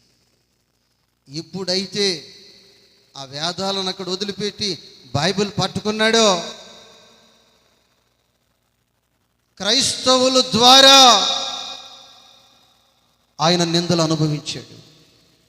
బంధువుల ద్వారా లోకము ద్వారా ఆయన శ్రమలు అనుభవించాడు. దేవునికి స్తోత్రం. హల్లెలూయా. ఆత్మీయులే నన్ను అవమానించగా అన్యులేనను అపహసించగా ఆత్మీయులేనను అవమానించగా అన్యులేనను అపహసించగా అంద నీవైతివయ్యా నా కొండ నీవే యేసయ్యా అండ నీవైతివయ్యా నా కొండ నీవే యేసయ్యా. హల్లెలూయా. ఎప్పుడైతే ఆ ఉన్నతమైన స్థితి వచ్చి బైబిల్ పట్టుకున్నారో ఒక సామాన్యమైన ఇంటికి రావాల్సి వచ్చింది. ఒక సామాన్యమైన జీవితము గడపవలసి వచ్చింది. వాళ్ళ భార్య తిడుతూ ఉంది, చచ్చినోడా, మనము పెద్ద తిరుపతి కొండ మీద ఉంటే మన స్థితి ఏ విధంగా ఉండేది? ఇప్పుడు మంచం అల్లించుకునే స్థితి లేదు. నులకంతా తెగిపోయి అదంతా జోలులాగా ఉండిపోయి తిడుతూ ఉంది. అప్పుడు దైవజనులు యేసన్న గారు ఒక చిన్న బిడ్డ ఒక రాత్రి ఒక పూట ముగించుకున్న తర్వాత యేసన్న వస్తే మా ఇంటికి రమ్మంటే అలా యేసన్న గారు వెళ్ళేసరికి ఆ రాకాశ మనిషి ఆర్ఆర్కే మూర్తి గారిని భయంకరంగా తిడుతూ ఉంది. ఆ రాత్రి ఉండి ఉదయాన్నే ఆ నొలకంతా దైవజనులు యేసన్న గారు ఊడ తీసేసి అవన్నీ ముళ్ళేసేసి 7 గంటలకల్లా మంచం కరెక్ట్గా ఫిట్నెస్గా బిగించారట. అంతకుముందు నువ్వు ఎవరినైనా ఇంటికి తీసుకొస్తే నీళ్లు కూడా పోయినని ఇసురుగొట్టే మనిషి అప్పుడు యేసన్న గారికి గ్లాసుతో మంచినీళ్ళతో ప్రారంభించారు. దేవునికి స్తోత్ర. హల్లెలూయా, హల్లెలూయా. అలాంటి శ్రమలు ఇంట్లో, అలాంటి శ్రమలు బంధువులలో. దైవజనులు ఏలూరు సమీపంలో ఒక చర్చి ఓపెన్ చేయడానికి వచ్చారు. ఆ రోజు నేను అక్కడ ఉండి దైవజనులు ఆర్ఆర్కే మూర్తి గారికి నేను భోజనం పెడతా ఉన్నాను. ఆయన కొద్దిగా పప్పు, మామిడికాయ పచ్చడి, ఈ 2 అరటిపండు అడుగుతాడు, పెరుగు, అవి సిద్ధపరిచి పెడతా ఉంటుంటే దేవుని బిడ్డ కదా, చికెన్ తిండంట, మటన్ తిండంట అని మరొక వాయిస్సులు నాకు బయట నుంచి వినిపిస్తాయి. అదే ఆ పాటకి ఆత్మీయులే నన్ను అవమానించగా అన్యులే నన్ను అపహసించగా ఆత్మీయులే నన్ను అవమానించగా అన్యులే నన్ను అపహసించగా అండ నీవైతివయ్యా నా కొండ నీవే హల్లెలూయా. బిడ్డలారా, ఈరోజు కూడా క్రైస్తవ ప్రపంచంలో ఎన్ని తరాలు గడిచిన ఆరోగ్యమూర్తి గారిని క్రైస్తవ సమాజం మర్చిపోలేదు. దేవునికి స్తోత్రం, హల్లెలూయా. నా ప్రియ దేవుని బిడ్డలారా, మోషే దేవుని ప్రజలతో 26 వచనం చదవండి. దేవుని ప్రజలతో, ఎవరితమ్మా? దేవుని ప్రజలతో శ్రమ అనుభవించుట మేలని యోచించి ఫరో కుమార్తె యొక్క కుమారుడని అనిపించుటకు ఒప్పుకొనలేదు. యాలయనగా ఇది మీరు నోట్ చేసుకోండి. ప్రతిఫలముగా కలగబోవు బహుమానమందు దృష్టి ఉంచిన కూడా చెప్పట్ల. హల్లెలూయా, హల్లెలూయా. ఈ దేవుని ప్రజలతో నిందలు అనుభవిస్తే, ఈ దేవుని ప్రజలతో శ్రమలు అనుభవిస్తే, ఈ శ్రమల మార్గములో నేను వెళితే, ఆ సింహాసనాన్ని నేను విడిచిపెడితే కలగబోవు బహుమానమందు దృష్టి ఉంచెను. దేవునికి స్తోత్రం. ఇదిగో మీ కులములో నుంచి, మీరున్న వాతావరణములో నుంచి, మీరున్న స్థితిలో నుంచి ఈ స్థలానికి వస్తే మీకు నిందలు ఉండవని నేను చెప్పట్లేదమ్మా, శ్రమలు ఉండవని చెప్పట్లేదు, అవమానములు ఉండవని చెప్పట్లేదు. మోషే అధికారములో నుంచి వచ్చాడు, సింహాసనం మీద నుంచి వచ్చాడు, దేవుని ప్రజలతో శ్రమలు అనుభవిస్తూ ఉన్నాడు. ఏంటంటే కలగబో బహుమానమందు దృష్టి ఉంచాడు. నేను చెప్పాను ప్రారంభంలోనే, మోషే అన్నదమ్ములు తోటి వారందరూ బానిసలుగా నలిగిపోతున్నారు, మోషే మాత్రం సింహాసనములో ఉన్నాడు. వారిని ప్రేమించి వారిని విడిపించడానికి సింహాసనము నుంచి దిగి వారి మధ్యలోనికి మోషే వస్తే, మోషేని వాళ్ళు ఆఖరికి ఒక మాట అడిగారు. ఆ మాట ఎంత మాట అంటే అంత మాట. ఏ మాట తెలుసా? ఐగుప్తులో సమాధులు లేవని మమ్మల్ని చంపటానికి అరణ్యములోనికి తీసుకొచ్చావా? దేవునికే వచ్చేసింది కోపం. మోషే, నువ్వు తప్పుకుంటే ఒక్కసారి గల స్పాట్ చేసేస్తానంటే మోషే అంటున్నాడు, అయ్యా వీరు నీ ప్రజలని, నేను నమ్ముకున్న వారని ఈ చుట్టుపక్కల ప్రాంతాల్లో ఉన్న రాజులు ప్రజలందరూ విన్నారు. వీళ్ళు కానీ నాశనమైతే నీ నామానికి అవమానము కనుక దయచేసి వీరిని క్షమించు. నిన్నెవరైనా దూషిస్తే ప్రభువా క్షమించు అంటున్నావా? ప్రభువా వారిని నాశనం చేయంటున్నావా? దేవునికి స్తోత్రం, హల్లెలూయా. ఆకలితో ఉన్న వారందరికీ గట్టిగా హల్లెలూయా చెప్తున్నా, హల్లెలూయా. చేతులు లేసాయి కాబట్టి నేను ప్రసంగం ఆపాను. మోకరించండి, ప్రార్థన చేసుకుందాం. వినిన వాక్యాన్ని బట్టి పరిశుద్ధుడా, జీవాధిపతి, నీ ఘననామానికి స్తోత్రాలు వందనాలు చెల్లిస్తూ ఉన్నామయ్యా. అమ్మా మోకరించి, ఆయన నీకు వాగ్దానము చేశాడు, ఆయన నీకు సంపూర్ణమైన బహుమానము నీకు ఇచ్చును. మోకరించిన మీరందరూ చిన్న తీర్మానం కలిగి ఈ నవంబర్ మాసంలో మొదటి ఆదివారపు దినాన్ని ప్రభు మనతో అందరితో మాట్లాడుతూ వచ్చాడు. ఈ దినాన దేవుడి సన్నిధిలో అడుగుపెట్టిన నీవు నీ జీవితంలో దేవుని ఎదుట ఒక బహుమానం పొందాలని ఆశిస్తున్నావా, కోరుకుంటున్నావా? ఆశపడగలిగిన ప్రాణాన్ని ఆయన తృప్తిపరచగలిగిన దేవుడు, నీ కోరిక ఏదైనా కానీ అది నెరవేర్చగలిగిన దేవుడు. అంత గొప్ప దేవుని సన్నిధికి నువ్వు వచ్చి ఉన్నావు. రోజు జీవితంలో కూడా సంపూర్ణ బహుమానం పొందడానికే తన జీవితంలో అట్టి బహుమానాన్ని పొందడానికి బయలుదేరి వెళ్ళింది. నువ్వు కూడా సంపూర్ణమైన బహుమానం పొందాలనుకుంటున్నావా? అబ్రహాము జీవితంలో కూడా బహుమానాన్ని పొందాడు. సొలొమోను కూడా దేవుని సన్నిధిలో సమస్తమును జ్ఞాన వివేకము కలిగిన సంపాదించుకొని తన రాజ్యంలోనే నిలిచి ఉన్నాడు. మరి నీ జీవితంలో నిశ్చయముగా విత్తనం శాశ్వతమైన బహుమానం మోకరించగలిగిన ప్రతి ఒక్కరూ మోకరించి జ్ఞాపకం చేసుకుని, ప్రభా అయ్యా నేను బహుమానం పొందాలి ప్రభువా, సమస్తమును ఆ బహుమానానికి యోగ్యునిగా పాత్రునిగా నన్ను మార్చయ్యా. ఋతు వంటి విధేయత నాకు కావాలి ప్రభువా. మోషే అంటున్నాడు, ఇశ్రాయేలు ప్రజలతో శ్రమ వచ్చిన, నిందలే వచ్చిన, కన్నీరే వచ్చిన, వేదనే కలిగిన నేను విడిచిపెట్టి వెళ్ళనయ్యా, నీ సమ్ముఖాన్ని విడిచిపెట్టిన వెళ్ళనయ్యా. ఎన్ని అవమానాలు ఎదురైనా కానీ, ఎన్ని వేదనలు ఎదురైనా కానీ, కన్నీటి వలయాలుగా మార్చబడినా కానీ, మోషే అంటున్నాడు ఆయన సమూహంలో బహుమానం ఉంది. మరి నీ జీవితంలో ఆ బహుమానం పొందాలని కోరుకుంటున్నావా? ఆ బహుమానం పొందాలని ఆశిస్తూ ఉన్నవా?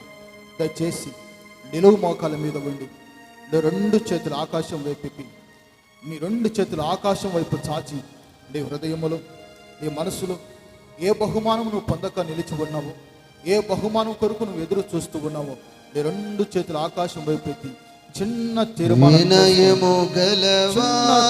చేసుకోండి. తగిన సమయములో హెచ్చించువాడవని అయ్యా, వినయము గలవారిని తగిన సమయములో హెచ్చించువాడవని, నీవు వాడు పాత్రనై నేనుండుటకై నిలిచియుందును పవిత్రతతో. నీవు వాడు పాత్రనై నేనుండుటకై నిలిచియుందును పవిత్రతతో. హల్లెలూయా. యేసయ్య, స్వరమెత్తి పాడుదామా? బిగ్గరగా పాడాలి. యేసయ్యా నీకే స్తోత్రమయ్యా, మహాకనుడవు, మహోన్నతుడవు, పరిశుద్ధ స్థలములోని నివసించువాడవు, కృపా సత్య సంపూర్ణమై మా మధ్యలో నివసించుట న్యాయమా, నన్ను పరిశుద్ధ పరచుటే నీ ధర్మమా, కృపా సత్య సంపూర్ణమై మా మధ్యలో నివసించుట న్యాయమా, నన్ను పరిశుద్ధ పరచుటే నీ ధర్మమా. దీన మనసు కలవారికే దేవుని సన్నిధిలో సముఖములో చిన్న తీర్మానం కలిగి ప్రార్థన చేసుకునండి. మీ కొరకు దేవుని నామం పేరట ప్రార్థన చేయబోతున్నాం. నిశ్చయంగా ఈ నవంబర్ మాసములో ఈ నెల దినములు దేవుడు మీరు అడిగిన బహుమానములన్నీ అనుగ్రహించబడినట్లుగా చిన్న ప్రార్థన చేసుకోండి. మీ కొరకు ప్రార్థన చేయబోతున్నాం. మహాపరిశుద్ధుడ, ప్రేమ స్వరూపి, శివాధిపతి అయిన యేసయ్య, దైవజనులు ప్రభా మీరు నిలబెట్టి, పరిశుద్ధాత్ముడ సేవకుడు నోటి నుంచి మీరు పలికిన ప్రతి మాట, ప్రతి పలుకు కూడా, ప్రతి వాక్యము కూడా, ప్రతి వారు హృదయములో, తలంపుల్లో, ఆలోచనలో ప్రభా సమస్తములో మీరు స్థిరపరచండి. నాకు నిశ్చయముగా మా పితరులు నీ దగ్గర పొందిన బహుమానం, సంపూర్ణమైన బహుమానం పొందుకుంటూ వచ్చారయ్యా. నీ సన్నిధికి వస్తున్న ప్రజల హృదయాల్లో నిశ్చయముగా ఏ బహుమానం కొరకైతే ఆశతో ప్రభా నీ సన్నిధి సముఖములో అడుగుపెట్టి వాక్యాన్ని అంగీకరించి మనసును భద్రపరుచుకొని ప్రభా వాక్యము చేత పట్టుకొని నీ సన్నిధిలో ఏ బహుమానం కొరకైతే ప్రభ ఆశపడుతున్నారు, నిశ్చయముగా ఆ బహుమానం అనుగ్రహించబడునుగాక. ఆ బహుమానం చేత పొంది తిరిగి వెళ్దురుగాక, సంతోష గానములతో వెళ్దురుగాక. నిశ్చయముగా నువ్వు కోరుకున్న బహుమానం దేవుడు అనుగ్రహించునుగాక. నీ జీవితంలో సంతోషం ఆరంభించబడునుగాక. నీకు శ్రమకు కలిగిన బహుమానం అనుగ్రహించబడునుగాక. నీకు కలిగిన అవమానానికి బహుమానం అనుగ్రహించబడునుగాక. నీ కన్నిటికి దేవుడు బహుమానం అనుగ్రహించునుగాక. నీ దుఃఖమునకు దేవుడు బహుమానం అనుగ్రహించబడునుగాక. నిశ్చయముగా బహుమానం కొరకు ప్రభ వాక్యం ఎదురు చూసిన ప్రతి వారు హృదయములో నిశ్చయముగా సంపూర్ణమైన బహుమానం మీరు అనుగ్రహించి ఈ నెల మాసాలు మీరు నడిపించి మీ గణనామానికి మీరు మహిమను తెచ్చుకున్నామని నజరేయుడైన యేసు పరిశుద్ధ నామములు అడిగి వేడుకొనుచున్నాము తండ్రి. చెప్దామండి బిగ్గరగా, ఆమేన్, ఆమేన్, ఆమేన్. దేవునికి స్తోత్రము. హల్లెలూయా. ప్రియ దేవుని బిడ్డలారా, సంఘ పెద్దలు మరి ఎదరకు మీకు ఏర్పాటు చేసిన స్థలంలో, అలాగే మరి మనము ప్రాముఖ్యమైన సమయములకు వచ్చాం. మరి యేసు రక్తము చేత కడగబడిన ప్రతి ఒక్కరూ, ముంచట బాప్తిసం పొందిన ప్రతి ఒక్కరూ మరి మీరు లైన్లుగా కూర్చున్నట్లయితే మరి దైవజనులు మీ మధ్యలోనికి యేసయ్య శరీరాన్ని, యేసయ్య రక్తమును తీసుకుని వస్తారు. గమనించండి ప్రియ దేవుని బిడ్డలారా, పరిశుద్ధ వస్త్రము ధరించిన వారు మాత్రం మొదటి లైన్లో కూర్చోండి.